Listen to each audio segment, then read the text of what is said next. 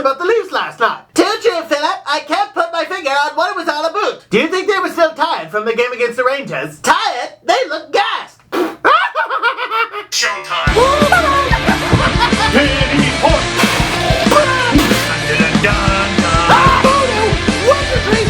Whoopsie daisy, this team is ruining my life! Oh, I'm so sad without my Phillip. But Terrence, I'm right here. Ah, you, stupid. Terribly sorry. Leafs lose 4-0 to the Pittsburgh Penguins. In the spirit of Halloween, after all. And I don't know if you know, but there was an award for best costume at the Air Canada Centre. For Halloween, this year's Leafs went as last year's Leafs, and their reward was a 4-0 ass kicking. I said I'd be patient. I said I know what the 72 more games, guys! 72! I can't, I need more coffee is what I need. Where do we start? We'll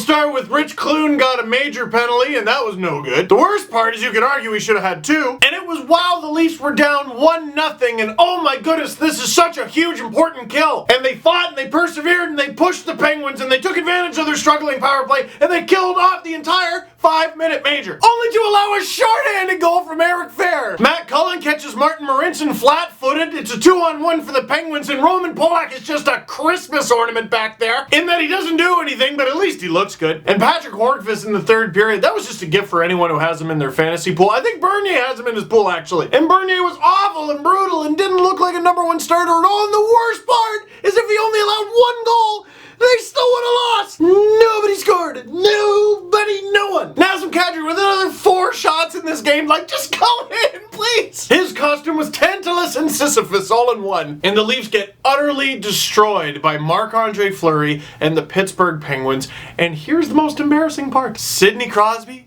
and Evgeny Malkin and Chris Letang and, oh yeah, Phil Kessel, part of that 4-headed monster they have in Pittsburgh. They had nothing to do with it. No goals for any of them, no assists for any of them. Marc-Andre Fleury had an assist and a shutout, that's pretty good. But nothing for Crosby, Letang, Malkin, or Kessel. Oh, but Kessel did have something. He did have something. A bunch of boos that got rained down on him by fans. Oh, not like they threw beer, like they booed him with their mouth. Which is so dumb, so dumb. Look, I get it if Kessel wasn't your favorite player. I get it if you wish he had worked a little harder, whatever.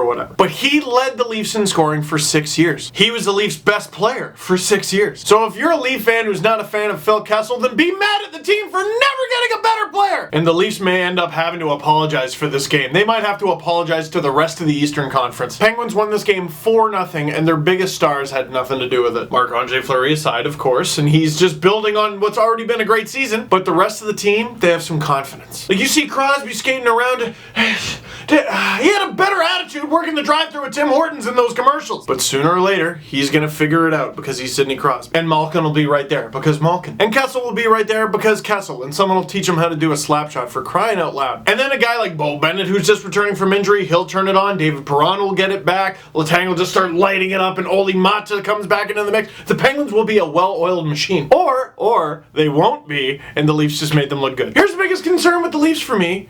They're getting worse. And this is what I talked about. Okay, you're out shooting opponents, you're working hard, you're looking good, guys. I don't care if you're losing games, you're looking good. But when you only have 1 win in 10 games, and that 1 win was on the road, you don't have a win at home, yet your starting goalie Jonathan Bernier doesn't even have a win. And that win was Reimer against the Blue Jackets when the Blue Jackets were in the middle of losing everything.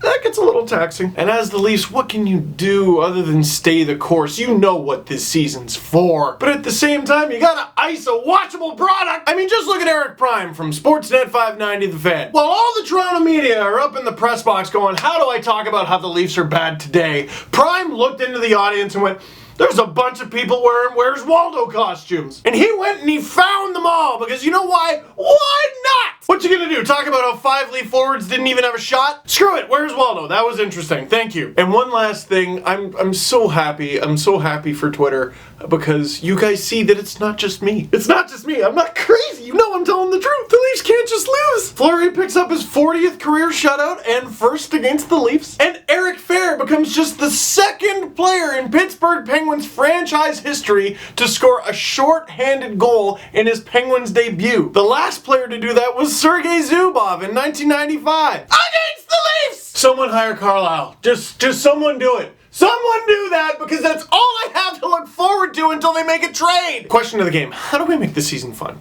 How? So that's it for this one. That's it. That's it. Stop watching. Stop watching. Click in the middle of the sentence I'm speaking. Just turn it off and enjoy the rest of your weekend. Click like if you like this video. Click subscribe if you really like it. Tell your friends. Highlights down below why you would watch those. I have no idea. No, you should watch it. Give a click. Give a click to the website. But